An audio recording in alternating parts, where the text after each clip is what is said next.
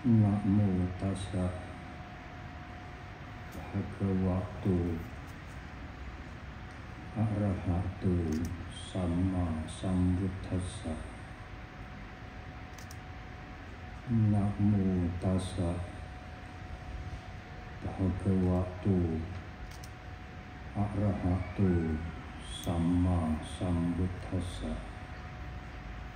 Namo tassa bhagavato arahato sama sambuddhassa.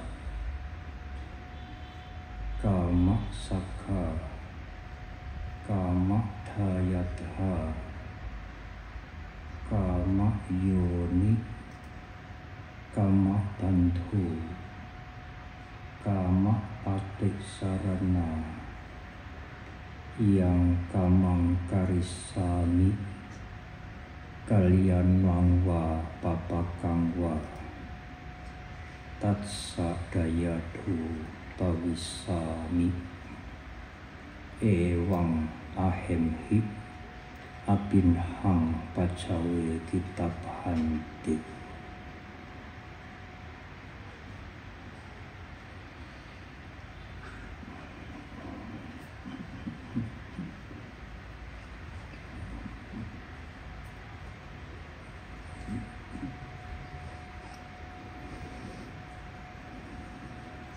Sangha yang saya hormati, siang hari ini udaranya cukup hangat.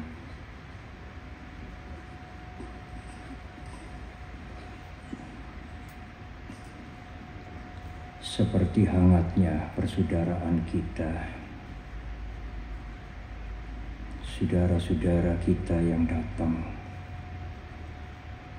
kali ini dari Aceh sampai Papua. Ada juga yang dari Kepulauan Riau, Jambi, Bali. Tentu Jawa Tengah tidak kelupaan. Saudara-saudara juga yang datang dari Jakarta.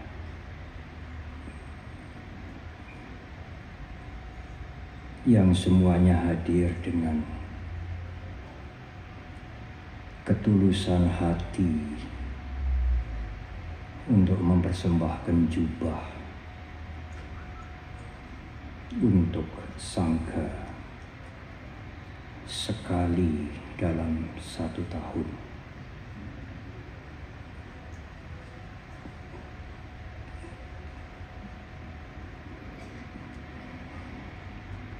Hadir bersama kita juga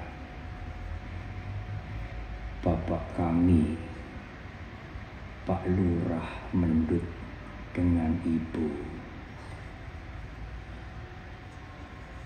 yang kalau pada bulan Agustus lalu Pak Lurah bersama saya menyambut Pak Gubernur, siang hari ini Pak Lurah menyambut Pak Dirjen. 47 tahun Wihara Mendut ini berdiri.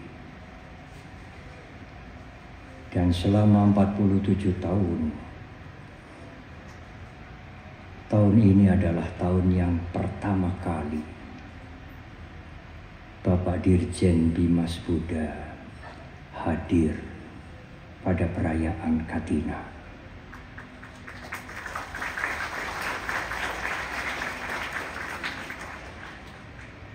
Mungkin itulah yang membuat hati kita merasa hangat. Ibu, bapak, dan saudara, saya akan memulai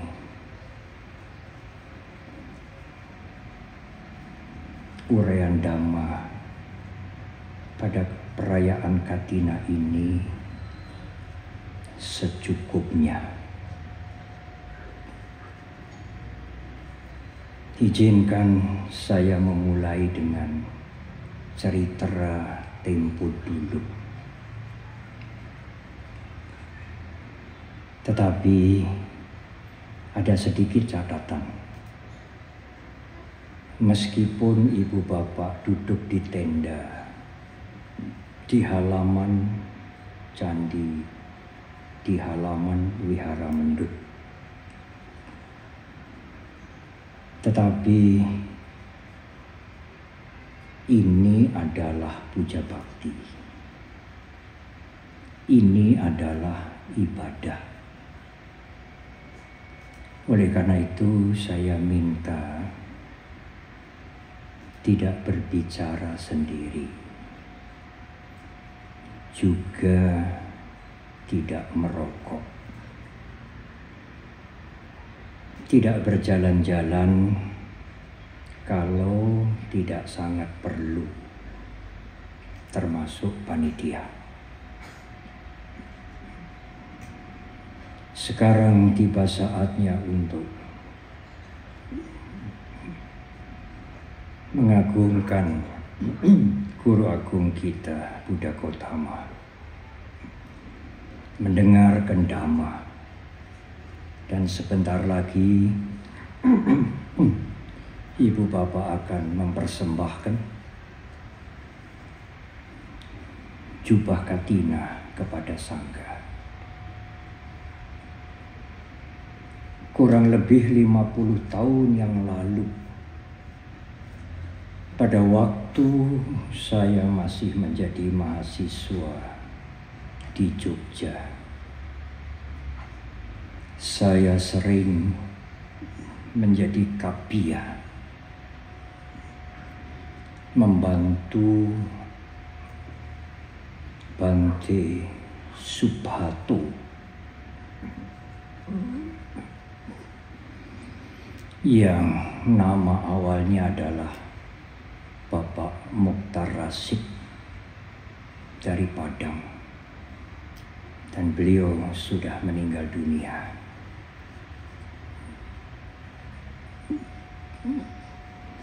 Pada suatu hari datanglah kepada Bante Subhato untuk berkenalan dan bercakap-cakap seorang sosiolog dari Eropa, dari salah satu negara Eropa. Tidak perlu saya sebutkan namanya, negara itu, tetapi nama beliau adalah Pak Niels Mulder.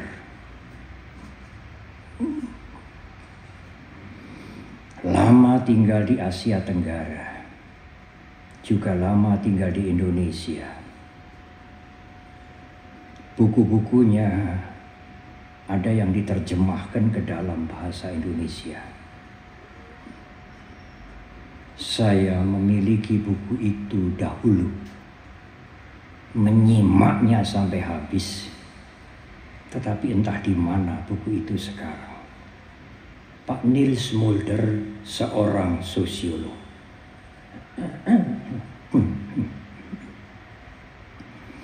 Apakah yang menarik, ibu bapak dan saudara? Dalam percakapan dengan Bante Subhato itu, saya ikut mendengar sebagai kapia. Pak Mulder berbicara bahwa beliau tertarik melakukan penelitian di salah satu negara yang umat Buddhanya kurang lebih 95%. Tetangga negara kita, anggota ASEAN. Apa yang diteliti? Pak Mulder ingin melihat ajaran agama Buddha yang di salah satu sudut sangat luas, sangat mendalam. Apakah benar-benar ada manfaatnya, ada pengaruhnya bagi masyarakat itu yang 90% lebih menyatakan umat Buddha?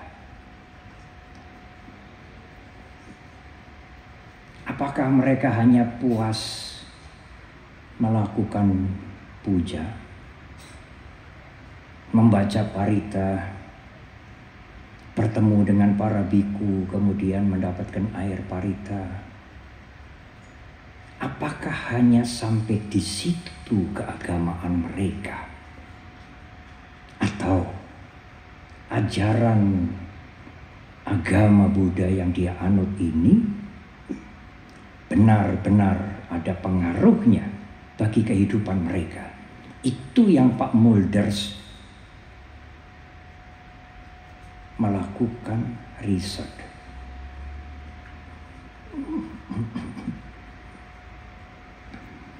Pembicaraan itu menarik. Apalagi saya pernah membaca terjemahan karya beliau.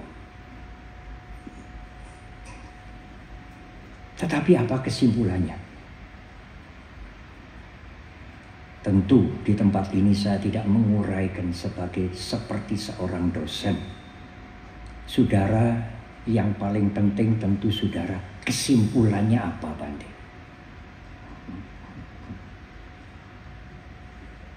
Pak Mulders mengatakan memang, Bante. Beliau cerita kepada Bante Subhatu. Kalau saya bertemu dengan banyak orang di negara itu, sampai ke daerah-daerah, ke pelosok-pelosok, di desa-desa yang rumahnya sederhana sekali. Ya, mereka bisa parita, mereka bisa puja bakti. Tetapi apakah mereka mengerti Dhamma, mengerti ajaran? Saya datangi banyak orang, saya bertemu dengan banyak lapisan. Saya simak jawaban mereka. Pak Mulders mengatakan, ya Bante, ajaran yang dalam-dalam itu mereka tidak tahu. Abhidhamma Paticca Samuppada tidak tahu.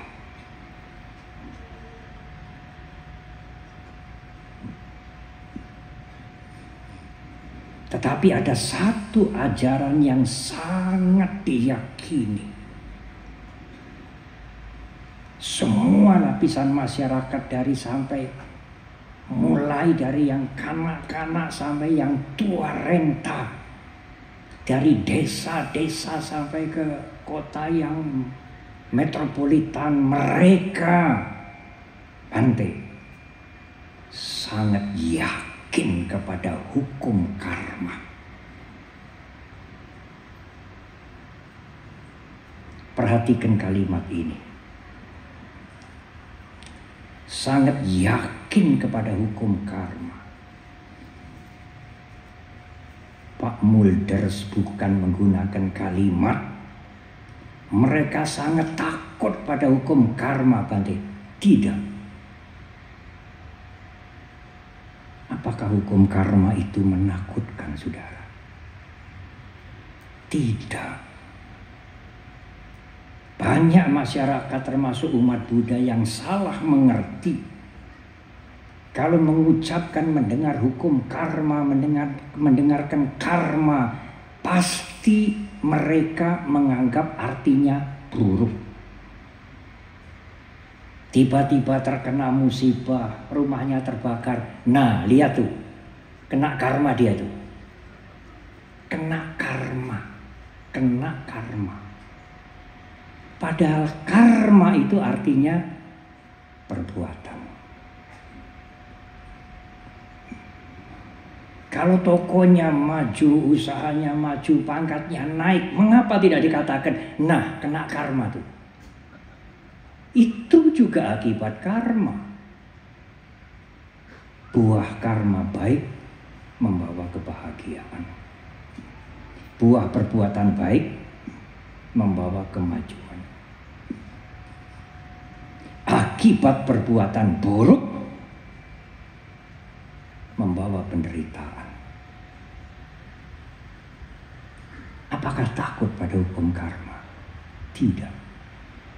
Yakin pada hukum karma? Ya. Tetapi tidak takut. Apanya yang ditakuti kalau kita tidak berbuat jahat? Yang takut kalau sampai kita berbuat jahat, bukan takut pada hukum karma.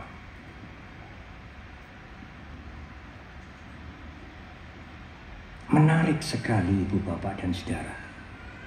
Kesimpulan Pak Mulders yang sosiolog ini menarik sekali. Saya juga teringat keyakinan iman pada hukum karma itu juga sudah mendarah mendaging di bumi Nusantara ini. Mohon maaf yang dari luar Jawa. Anda sering mendengar ngunduh waing pakarti. Sing sopo nandur ngunduh, sing sopo agawe nganggu. Bukankah itu hukum karma yang diyakini sejak nenek moyang kita dengan tanpa menyebutkan hukum karma, tetapi itu prinsip dari hukum karma. Ngunduh waing pakartine dewe, memetik akibat perbuatannya sendiri.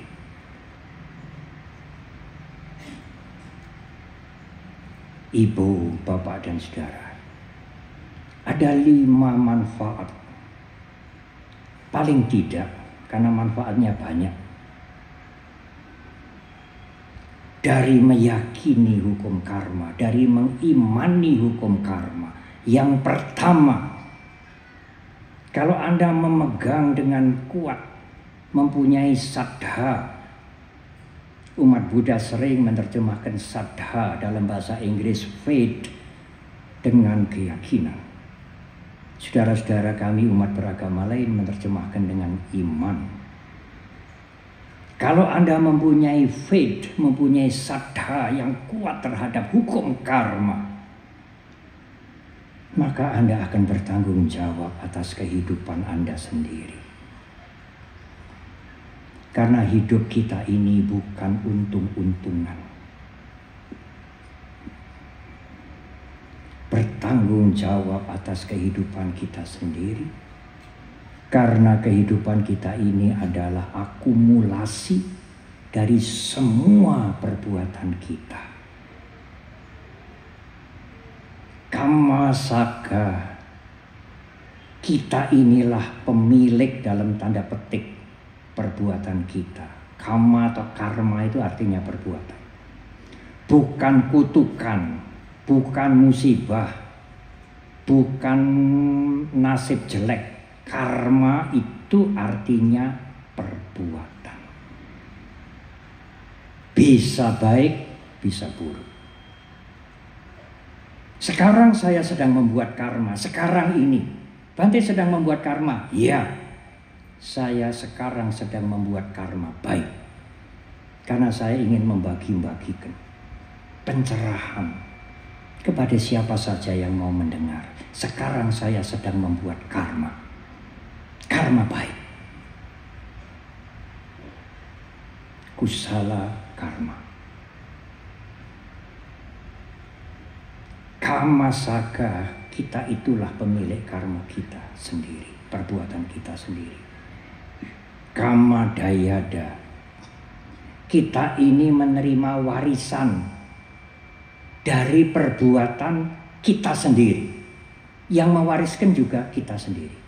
Kita ini yang mewariskan, kita ini ahli warisnya juga. Kama yoni, kita dilahirkan karena karma kita, perbuatan kita sendiri. Kama bandu, kita bersahabat, berhubungan dengan akibat-akibat perbuatan kita sendiri. Kama pati sarana, kita ini bergantung pada siapa, Bante? Pada akibat perbuatan kita sendiri.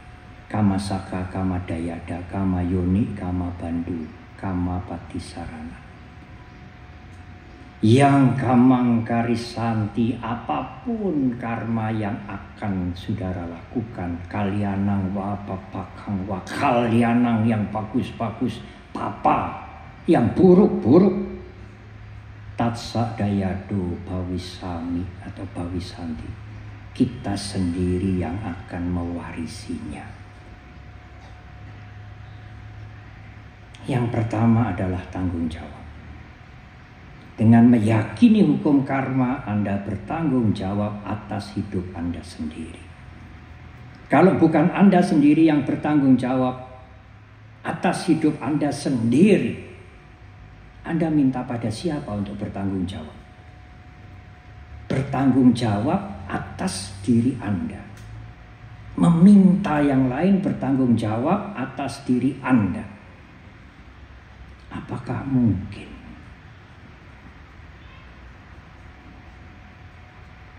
Kalau Anda tidak menanam, bagaimana memetik? Membeli, Bante. Iya, kalau Anda tidak punya uang, Anda membeli dengan apa?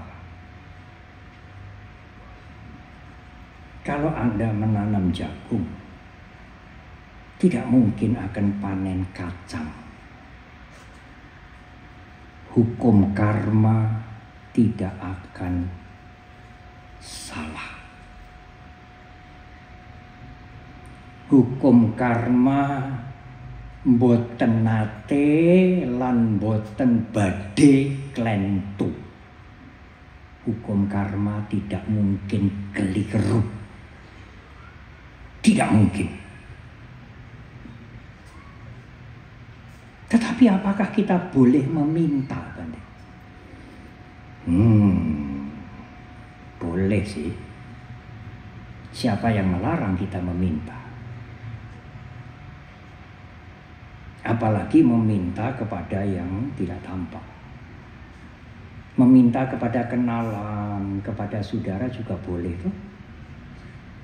Tetapi apakah permintaan kita itu pasti berhasil?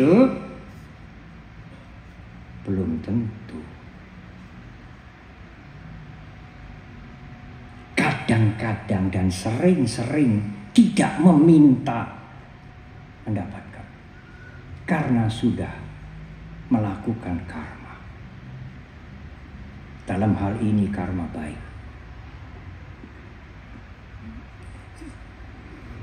Wihara ini punya saudara. Saya tidak cenderung menggunakan karyawan, pekerja, punya saudara. Sudah sepuh. Dan sekarang sudah tidak bekerja lagi. Tetapi tetap kami perhatikan. Suatu hari saudara tua itu akan umroh. Saya dengar. Dia tidak cerita pada saya, apalagi minta. Tidak. Saya memberikan bantuan kepada bendahara wihara. Tolong Nina beri bantuan. Bapak akan umroh. Dia tidak cerita, apalagi minta. Seperti itulah hukum karma. Nanti sebentar lagi juga ada karya saudara karyawan saudara wihara yang mau Dharma Yatra, umroh Buddhis Pak Lurah. Haji Buddhis apa umroh Buddhis ya? Saya mendengar yang bersangkutan tidak laporan, tidak cerita, apalagi minta, tidak. Tetapi saya melihat dia kerja baik, mengabdi dengan tulus. Diam-diam kami wihara juga memberikan bantuan, sangu untuk beli-beli pada waktu Dharma Yatra. Apakah kita harus minta, saudara? Di sini ada Pak David, ada Pak Ayung. Oh, boleh Bante kita minta pada Pak David, pada Pak Ayung? Boleh aja, siapa yang melarang Anda? Tetapi apakah mesti diberi? Nanti dulu. Rasional tidak permintaan Anda. Untuk apa? Seperti itulah hukum karma. Tanggung jawab. Kalau Anda melakukan kebaikan, Anda akan memetik kebahagiaan. Tapi jangan berbuat jahat, karena kejahatan itu membuat penderitaan. Manfaat yang kedua, kalau Anda meyakini, mengimani hukum karma, maka Anda senang berbuat baik. Di dalam kitab suci sering dijelaskan oleh guru agung kita, Buddha Gautama, memberikan makan kepada burung, kepada ikan, kepada kucing, kepada anjing, meskipun sedikit, itu adalah kebaikan, bukan sia-sia.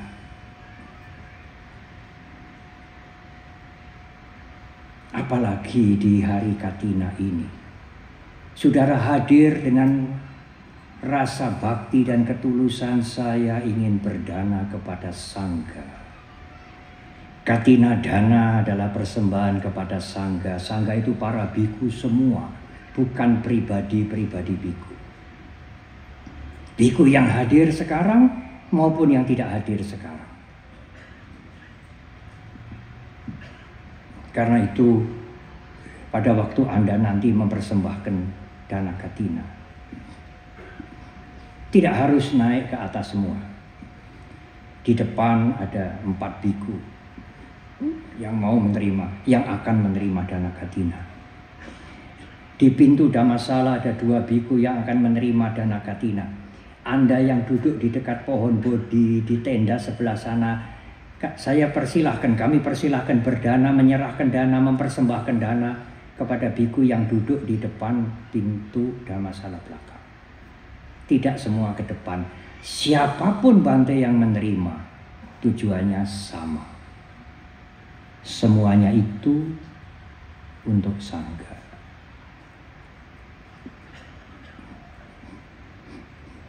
Bante, tetapi kan saya tidak setor muka. Apakah perlu setor muka, Ibu, Bapak, dan Saudara? Kepada kami. Kami tidak akan merekam saudara untuk waktu yang lama. Tetapi hukum karma pasti akan merekam Ibu, Bapak, dan Saudara. Setor muka kepada hukum karma, bukan setor muka kepada pribadi-pribadi.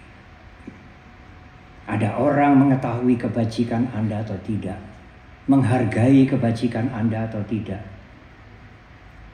menuliskan kebajikan Anda atau tidak, hukum karma tidak akan pernah lupa.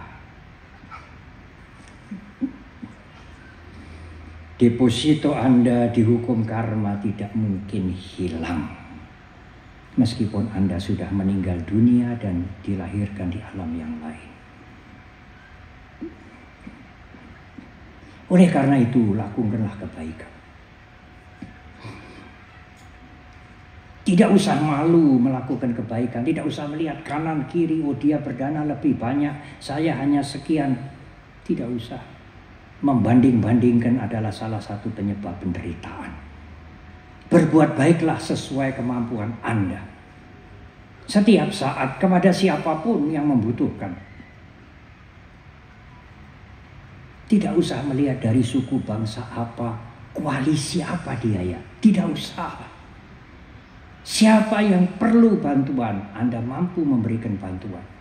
Berikan. Berikan dengan pengertian yang benar. Di dalam satu kesempatan Guru Agung kita mengatakan, seandainya saudara hanya punya sesendok nasi putih, 1 sendok, tidak lebih. Anda makan sendiri tidak kenyang, tetapi ada yang bisa diajak berbagi. Mungkin binatang, mungkin yang lain. Kalau seseorang mengerti manfaat dari memberi, dia menyisihkan 1 sendok nasi putihnya itu sedikit untuk memberi. Jangan meremehkan kebajikan meskipun kecil. Seperti air yang menetes di gentong yang besar. Setetes demi setetes. Suatu saat gentong ini akan penuh dengan air kebajikan. Tetapi kalau Anda melakukan keburukan meskipun kecil, lama-lama gentong pikiran ini akan penuh dengan kejahatan. Dan kalau gentong pikiran penuh dengan kejahatan, mudah melakukan kejahatan.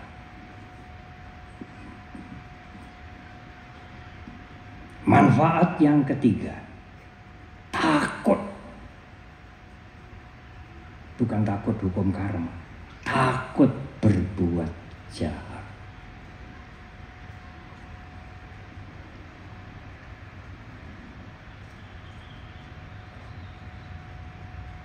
Ada yang bertanya, Bante, di negara yang 90% umat Buddha yang diriset oleh Pak Mulders itu, umat Buddha 90% lebih mengerti hukum karma dari anak-anak sampai tua renta. Apakah ada yang berbuat jahat? Oh ya ada. Koruptornya ya umat Buddha semua. Yang dipenjara ya umat Buddha semua. Kriminal-kriminal itu ya umat Buddha semua. Karena umat Buddhanya 95%. Semua yang jahat-jahat umat Buddha semua. Umat beragama lain yang jahat-jahat sedikit. Tetapi mereka mempunyai solusi yang agak berbeda dengan kebanyakan orang. Mereka sadar melakukan kejahatan itu. Mereka menerima akibat dari kejahatan itu. Bagaimana untuk mereduksi? Mereduksinya bukan dengan minta ampun. Mereduksinya nanti kalau ada kesempatan aku akan berbuat baik. Untuk mereduksi perbuatan-perbuatanku yang buruk. Itulah cara berpikir mereka.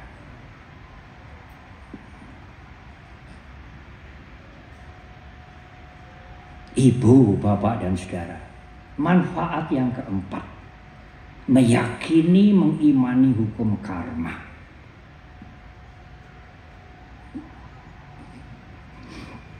Bante, saya sudah berhati-hati. Tidak berbuat jahat, juga tidak berbuat buruk.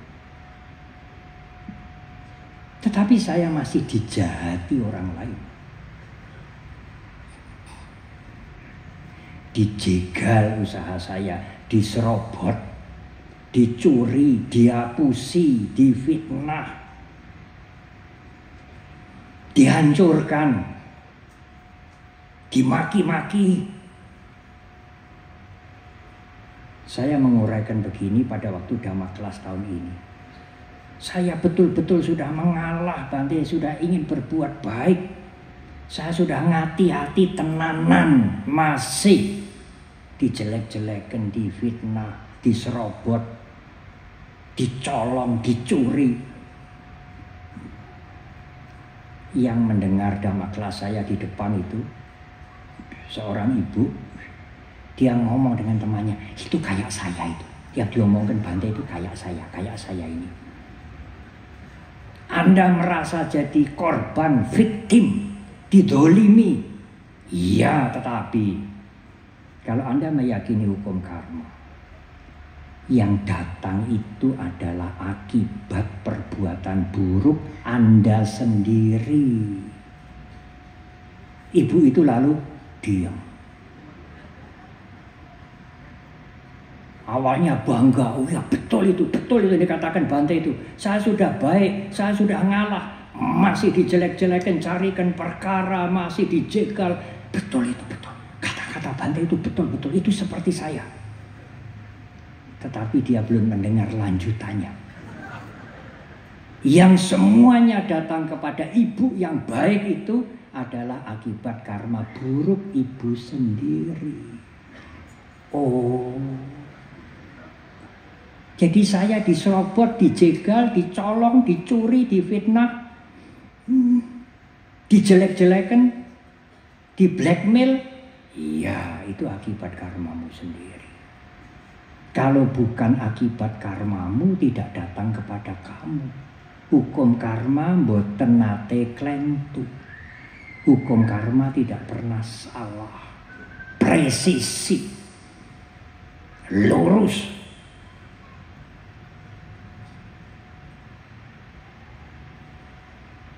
Jadi apa Ibu Bapak dan Saudara? Keyakinan pada hukum karma itu mereduksi dendam. Dendam saudara lalu turun.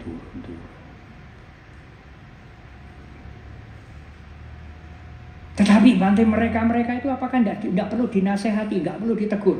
Nanti kejahatan merajalela. Ora trimo ini.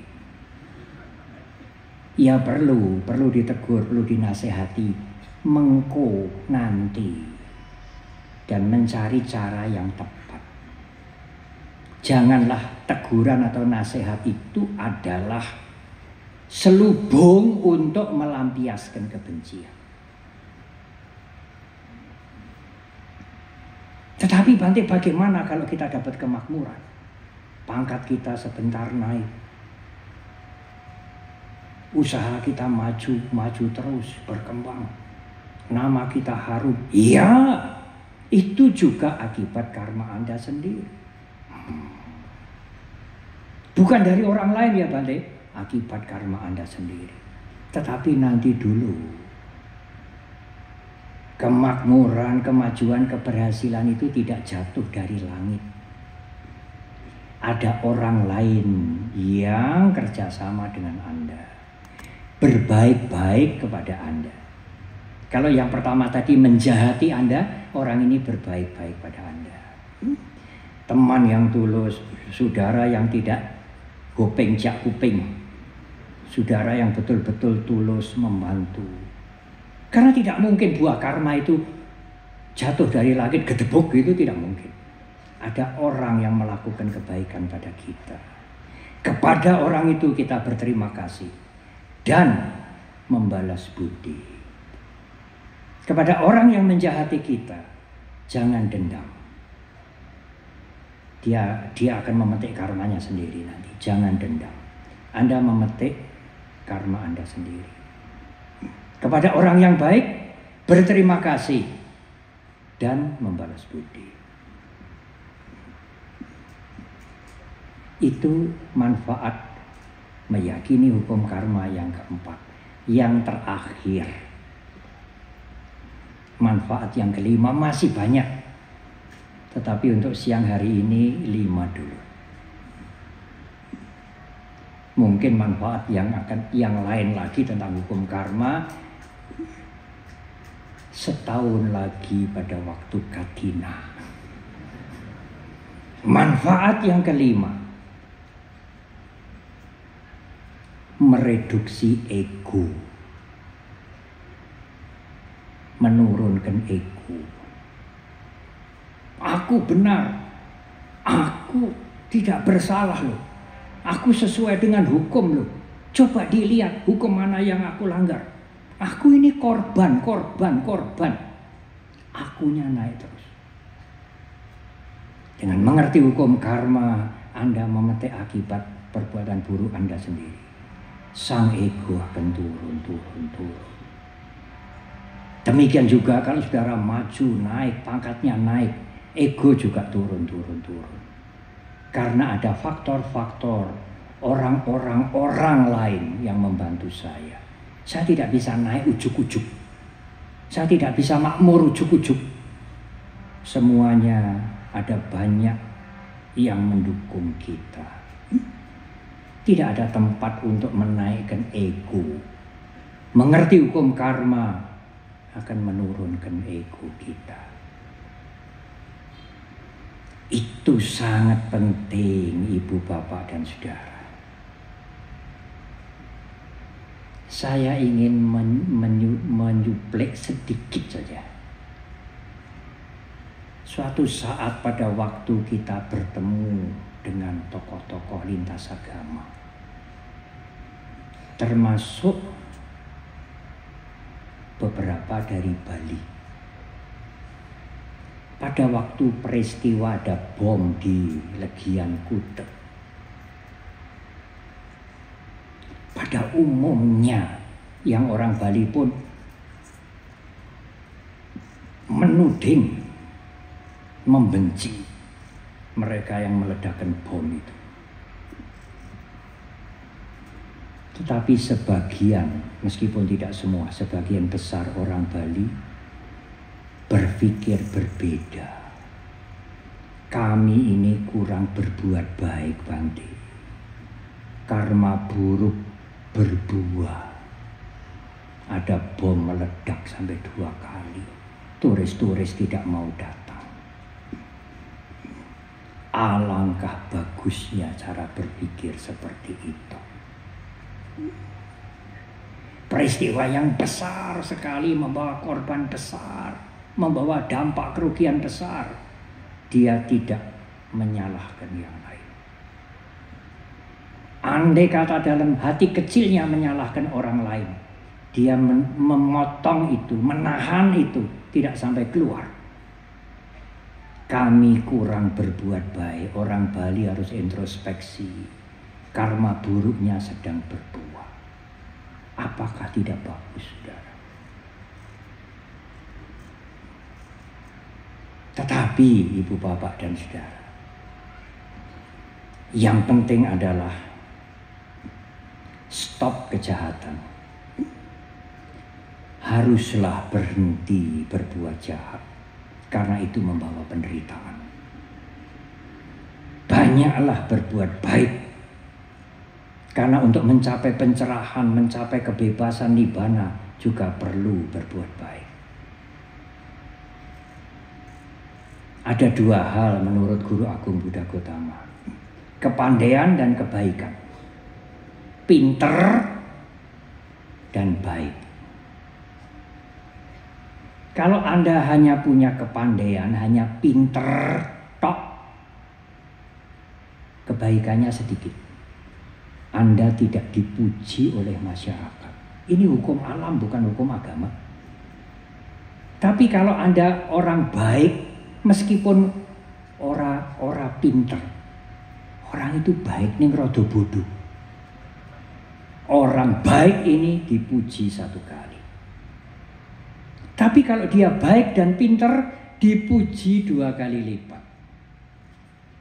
Kalau pinter tok, Bante, tidak dipuji. Masyarakat tidak memuji orang pinter tok. Tapi kalau baik tok, masyarakat memuji. Dia orang baik. Kalau baik dan pinter, dipuji 2 kali lipat. Aneh ini. 2 hal. Kalau ini dipunyai, enggak dipuji. Kalau ini dipunyai, dipuji. Kalau ini dipunyai, dipuji dua-dua. Berbuatlah baik. Karena itu sangat-sangat penting. sekecil apapun. Untuk persiapan Katina ini banyak yang membantu wihara. Atur karpet, menyapu, segala macam, semua adalah kebaikan. Ada nilainya. Kalau mereka mengerti begitu, mereka bekerja dengan tulus. Bukan karena terpaksa mengabdi ke wihara. Nanti nek dipersani Bante Panya, nanti seneni. Kalau nanti dilihat Bante Panya gue galak sekali, marah-marah terus, emosi. Karena itu harus kerja baik-baik. Tidak. Kalau Anda mengerti manfaat berbuat baik, Anda akan bekerja dengan ketulusan hati. Karena kebaikan itu mempunyai nilai. Nilai kebaikan adalah kebaikan. Ibu, bapak, dan saudara, selain apa yang saya uraikan, selain perlunya berbuat baik, Anda kalau melakukan kebaikan, meskipun tidak bisa khotbah, tidak menjadi pemenang STG khotbah. Pak Dirjen baru punya gawe besar, seperti MTQ Buddhis, pesertanya 1.500. Khotbah bahasa Indonesia, khotbah bahasa Inggris, khotbah bahasa Mandarin. Kalah saya. Saya tidak bisa khotbah bahasa Mandarin. Kalau mau ikut mendaftar Pak Dirjen ya, saya ikut lomba khotbah bahasa Indonesia saja. Khotbah bahasa Mandarin mboten saged. Apa yang kita lakukan meskipun Anda tidak bisa cerita, itu adalah pendidikan bagi anak-anak Anda. Sebagai penutup, saya akan cerita nyata kira-kira 2 minggu atau 3 minggu yang lalu. Saya menjadi teringat pada waktu tadi malam ketemu Pak Budi Setiawan.